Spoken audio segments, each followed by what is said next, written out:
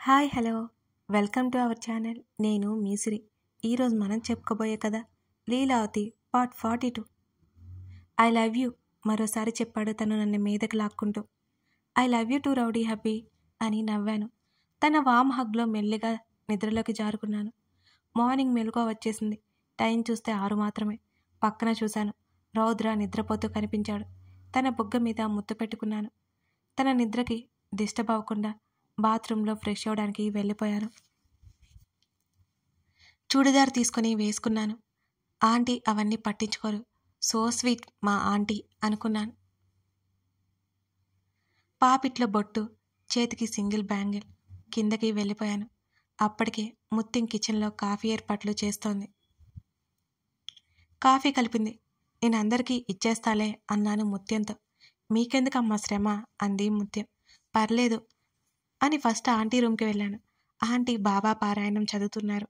నన్ను చూసి నవ్వింది. గుడ్ మార్నింగ్ ఆంటీ అని కాఫీ కప్పిచ్చాను ఆంటీకి. గుడ్ మార్నింగ్ రా, అప్పుడే లేచా అని అడిగింది ఆంటీ. నవ్వి ఊరుకున్నాను. ఆంటీతో కొంత సమయం మాట్లాడేసి బయటకొచ్చాను. స్ఫూర్తి డోంకి ఇంకా లేవలేదు. నాకంటే అది ఇంకా బద్దకిష్ట మరి. తర్వాత మరో పెద్ద కాఫీ మగ్, కాఫీ ప్లేస్కోతో పాటు జ్యూస్తో మా రూమ్కి వెళ్ళాను. అప్పటికే రౌద్ర వర్కౌట్స్ చేసి వచ్చాడు. జ్యూస్ ఇచ్చాను, తాగేశాడు. బెడ్ నీట్గా సెట్ చేసి రూమ్ క్లీన్ చేశాను.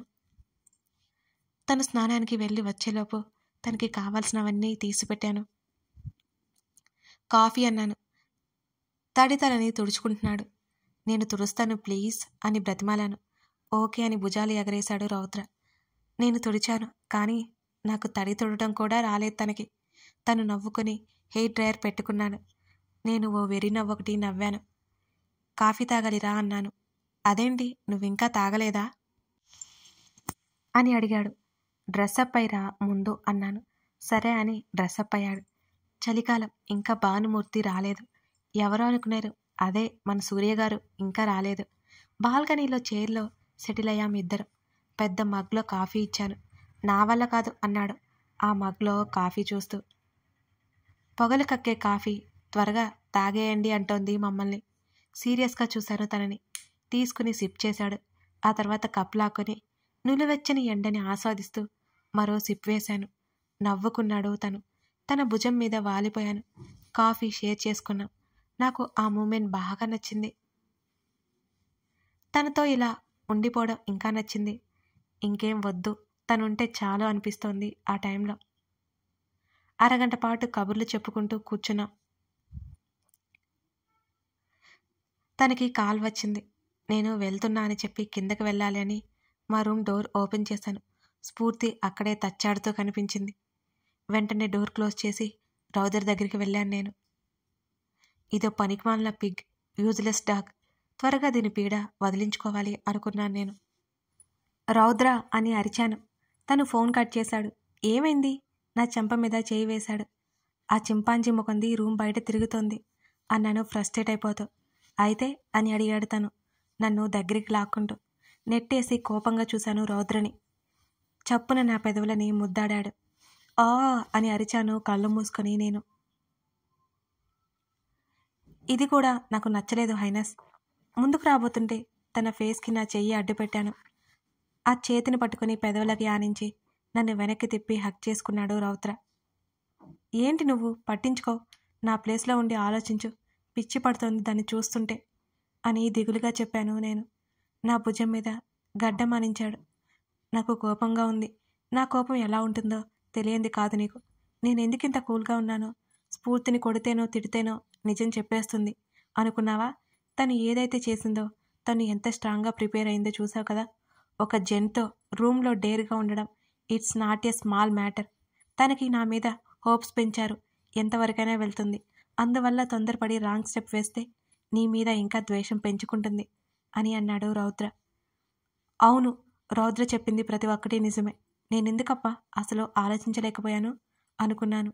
హైనస్ అని పిలిచాడు. బీ స్ట్రాంగ్ అన్నాడు రౌద్ర. హా అన్నాను. ఇప్పుడు స్ఫూర్తితో మాట్లాడాలి అని అన్నాడు. ఏం మాట్లాడాలి అడిగాను. తన వైపుకి తల తిప్పి. తనని అంచనా వెయ్యాలి అని తనని చూశాడు. నువ్వు మరీ అలా అనుమానంగా చూడకు అని నవ్వాడు. ఆ ప్రాసెస్ ఆ గాడిదని ముట్టుకున్నావంటే ఒప్పుకోను. అలా ఎలా అసలు? షాక్లో తను. ముట్టుకోకూడదు, పొరపాటున టచ్ చేసావు అనుకో, పనిష్మెంట్ ఇస్తా. ఏం పనిష్మెంట్ ఇవ్వాలి అని ఆలోచిస్తున్నట్టుగా ముఖం పెట్టి, గుర్తొచ్చింది, ఫుడ్డు బెడ్డు కట్ అన్నాను.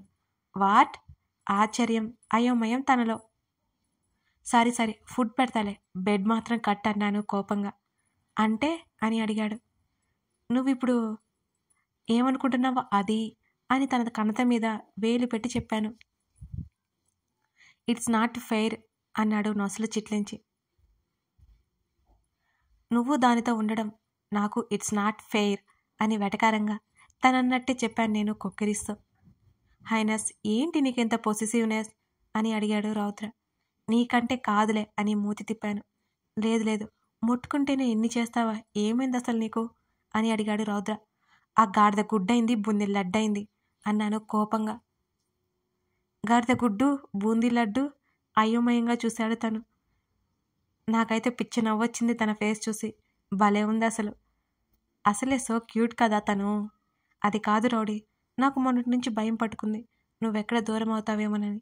అసలు ఆ రోజు నిన్నలా చూడగానే నా పరిస్థితి ఎలా ఉందో తెలుసా? చచ్చిపోవాలనిపించింది అన్నాను తన ఎద మీదకి వాలిపోతూ. హైనస్, ఏంటా మాటలు? నీ విషయంలో నేను చాలా కేర్ఫుల్గా ఉంటాను, because I can't live without you అని చెప్పాను నేను. ఓకే ఇక ఆలోచించకు, నువ్వు లేకుండా నేను మాత్రం ఉండగలనా ఏంటి అన్నాడు నన్ను దగ్గరికి తీసుకుంటూ రౌద్ర. నీకో సర్ప్రైజ్ అన్నాను టక్కున తల ఎత్తి. ఏంటో అది? నువ్వు స్ఫూర్తిని టచ్ చేయకుండా విషయం రాబట్టావే అనుకో, అడవి పిల్లల మారతా అని ఐవింగ్ చేశాను. ఇట్స్ నాట్ ఫెయిర్ అన్నాడు రౌద్ర సీరియస్గా. నీ ఇష్టం మరి, అడవి పువ్వు నవ్వుతా లేకపోతే ఇవాళ క్యాన్సిల్ అని చెప్పాను బెదిరిస్తూ. నువ్వు చెప్పినట్టు వింటాను అనుకుంటున్నావా ఏంటి? బ్లాక్మెయిలింగా అని నా గడ్డం దగ్గర బైట్ చేశాడు. ఏదైనా అనుకో అని భుజాలు ఎగరేశాను. చాలా మారిపోయావు, నా భుజం మీద ముత్తు పెట్టుకున్నాడు రౌద్ర. తప్పదు, మారాలి, లేకపోతే నా హ్యాండ్సమ్ హబ్బీని ఎవరో ఒకరు లాగేసుకుపోతే, ఎగరేసుకుపోతే ఊరుకుంటే ఎలా అని కళ్ళు ఎగరేశాను. అచ్చా, అడవి పువ్వు మరి అని నవ్వాను. శాడిస్ట్ అయిపోతున్నా. Thank you so much. నా ముఖం మీద పడిన హెయిర్ని మెల్లిగా ఊదాను. చంపేస్తున్నావు అన్నాడు రౌద్ర. హెయిర్ని యాటిట్యూడ్గా వెనక్కి అని ముందుకు నడిచాను. తను నవ్వుకున్నాడు నన్ను చూసి. ఐ హేట్ యూ రౌద్ర అని కళ్ళు తుడుచుకుంటూ బయటికి వచ్చాను. ఆ పదం పలకడానికి చాలా కష్టంగా అనిపించింది నాకు. అక్కడే నిలబడి చేతుల్లో ముఖం దాచుకున్నాను. నవ్వుకున్నాను. వేళ్ల సందుల నుంచి స్ఫూర్తిని చూశాను. దాని ముఖం వెలిగిపోతోంది. అబ్బా, ఈ యాక్టింగ్ ఎన్ని రోజులు చేయాలో ఏంటో. తనని చూస్తుంటే చంపేయాలనిపిస్తోంది. తప్పక కోపాన్ని అదుపు చేసుకుంటున్నాను నేను. డివోర్స్కి అప్లై చేయి అని చెప్పేసి కిందకి వెళ్ళడానికి అన్నట్లు మెట్ల వైపుగా వెళ్ళా. నాకు ఎదురైంది స్ఫూర్తి. తనని కోపంగా చూశాను. అది గర్వంగా ముఖం పెట్టుకుంది. పోవే పనికి మాలిన పిగ్ అని మనసులోనే అనుకున్నాను.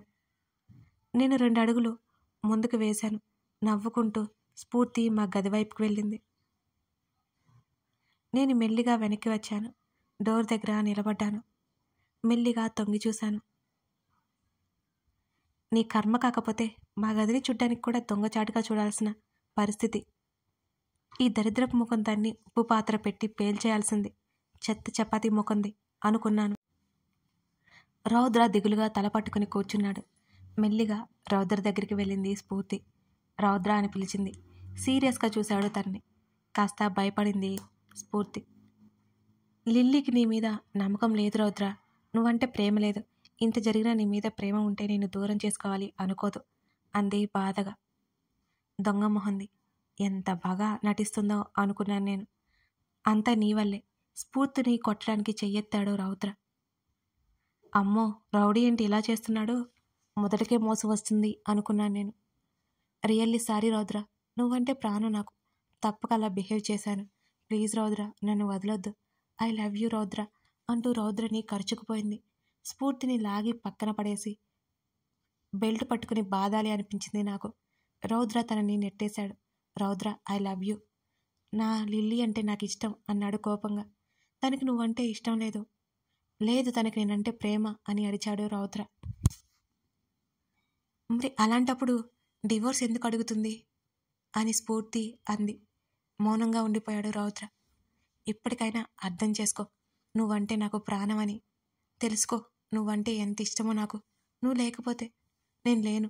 నీకు పెళ్ళైందని కూడా నీతో ఫిజికల్గా ఇంటరాక్ట్ అవుతాను. ఎందుకు అంటూ ఏడ్చేసింది స్ఫూర్తి. వామ్మో, ఏమి జరగకుండానే ఇది ఇంత రచ్చేస్తుంది. నిజంగా జరిగితే రచ్చ రచ్చే ఇంకా అనుకున్నాను. నిజంగా నేనంటే అంత ఇష్టమా అని అడిగాడు. సీరియస్గా I love you so much అంది స్ఫూర్తి నవ్వుతూ. అయితే నువ్వు నన్ను పెళ్లి చేసుకుంటావా అని అడిగాడు రౌద్ర. అలాగే రౌద్ర, నీకోసం ఏదైనా చేస్తాను అంది సంతోషంగా పొంగిపోతూ స్ఫూర్తి. లిల్లీకి డివోర్స్ ఇచ్చిన తర్వాత మనం పెళ్లి చేసుకుందాం అన్నాడు రౌద్ర. నిజంగానా? అవును అన్నాడు. థ్యాంక్ యూ సో మచ్ రౌద్ర అని రౌద్రని ముద్దు పెట్టుకోబోయింది స్ఫూర్తి. ఆపేశాడు తనని. రౌద్ర ప్లీజ్ అని అడిగింది. ఇప్పుడు నా మూడ్ ఏం బాగోలేదు స్ఫూర్తి, తర్వాత ఎప్పుడైనా అని అన్నాడు రౌద్ర. అలాగే, రెస్ట్ తీసుకో అంది స్ఫూర్తి. నేను వెంటనే పక్కకు తప్పుకున్నాను. స్ఫూర్తి ఫోన్ పట్టుకుని బాల్కనీలోకి వెళ్ళింది. నేను గోడ చాటున దాక్కున్నాను. రౌద్ర నాతో పెళ్లికి ఒప్పుకున్నాడు అంది స్ఫూర్తి నవ్వుతూ ఎవరికో చెప్తోంది ఫోన్లో. నిజంగా రౌద్ర లిల్లీ మీద కోపంగా ఉన్నాడు, అందుకే ఒప్పుకున్నాడు. అవతల వాళ్ళు ఏమన్నారో మరి. ఈ స్ఫూర్తిని ఎవరూ మోసం చేయలేరు. నేను మెల్లిగా రౌద్రని నా వైపుకు తిప్పుకుంటాను. తనతో నాకేంటి, ఐ హేట్ లిల్లీ. అదే లేకపోతే రౌద్ర ఎప్పుడో నన్ను లవ్ చేసేవాడు అని కోపంగా అంది. వాళ్ళు మాట్లాడుకునేది మా గురించే అని అర్థమైంది. మెల్లిగా తనని నా అందంతో లాక్ చేస్తా, నన్ను వదిలిపెట్టలేనంతగా వెనక తిప్పుకుంటా అంది స్ఫూర్తి. థ్యాంక్ యూ అని కాల్ కట్ చేసి చుట్టూ చూసి తన గదిలోకి వెళ్ళిపోయింది స్ఫూర్తి. రౌద్ర చెప్పింది నిజమే, దీని వెనుక ఎవరో ఉన్నారు. పరుగున రౌద్ర దగ్గరికి వెళ్ళాను. మొత్తం చెప్పాను తనకి, నేను విన్నవన్నీ. జాగ్రత్తగా హ్యాండిల్ చేయాలి. స్ఫూర్తి ద్వారా వాడిని పట్టుకోవాలి. నువ్వు అనుమానం రాకుండా బిహేవ్ చేయి అని చెప్పాడు రౌద్ర. అంతా బాగానే ఉంది, ఆంటీకి తెలిస్తే ఇదంతా అని అడిగాను నేను. తెలియనివ్వను అన్నాడు రౌద్ర. ఇప్పుడు కాదు, ముందు ముందు స్ఫూర్తి చెప్పేస్తే ఆంటీ ఎలా రియాక్ట్ అవుతారు అని అడిగాను. పర్లేదు, అమ్మని ఎక్కడికైనా పంపిద్దాం అన్నాడు రౌద్ర. ఎక్కడికి పంపుతాము? ఆంటీకి ఎక్కడైనా ఇబ్బందే కదా అని అన్నాను నేను. కొన్ని రోజులు కౌటిల్య వాళ్ళ ఇంటికి పంపుతున్నాను, స్పందన ఉంది కదా. ఆంటీకి ఏం చెప్పాలి, అటు కౌటిల్య పేరెంట్స్కి ఏం చెప్పాలి అని అడిగాను నేను. అదంతా నేను చూసుకుంటాను, డోంట్ వర్రీ అని నన్ను దగ్గరకు తీసుకున్నాడు రౌద్ర. అవును, ఇందాక స్ఫూర్తిని హగ్ చేసుకున్నావు కదా అని దూరం జరిగాను. లేదే అన్నాడు రౌద్ర. నేను చూశాను, అబద్ధం చెప్పకు. నేనెక్కడ హగ్ చేసుకున్నాను, తనే హగ్ చేసుకుంది అన్నాడు రౌద్ర. ఇప్పుడు లేదన్నావు, అంతలోనే తను అంటున్నావు అని అనుమానంగా చూశాను. తల పట్టుకున్నాడు తను. నేను లోపల నవ్వుకున్నాను తన కష్టం చూసి. లేకపోతే ఈ హస్బెండ్స్ అసలు మన మాట వినరు. వేలికి వేస్తే కాలికి, కాలికి వేస్తే వేలికి వేయాలి, లేకపోతే మనల్ని లెక్క చేస్తారా అసలు? నువ్వు చాలా ఎక్కువ చేస్తున్నావు. లిల్లీ పాప అక్కడ ఉంది, అల్లాటప్ప కాదు రౌద్ర. తేడా వస్తే తోలు ఒలిచేస్తాడు అని నా ఇన్నర్ కమింగ్ ఇదొకటి కరెక్ట్గా వచ్చేస్తుంది. కథ కొనసాగుతోంది. లిల్లీ రౌద్ర ప్లాన్ ఫలిస్తుందా? స్ఫూర్తి వెనుక ఎవరున్నారో తెలుసుకుంటారా? తెలియాలి అంటే తర్వాత భాగం కోసం చూడాల్సిందే. కథ నచ్చితే లైక్ చేసి మీ స్నేహితులకి షేర్ చేసుకోండి. అలాగే మరిన్ని వీడియోస్ కోసం మన ఛానల్ని సబ్స్క్రైబ్ చేసుకోండి. Thank you for watching this video.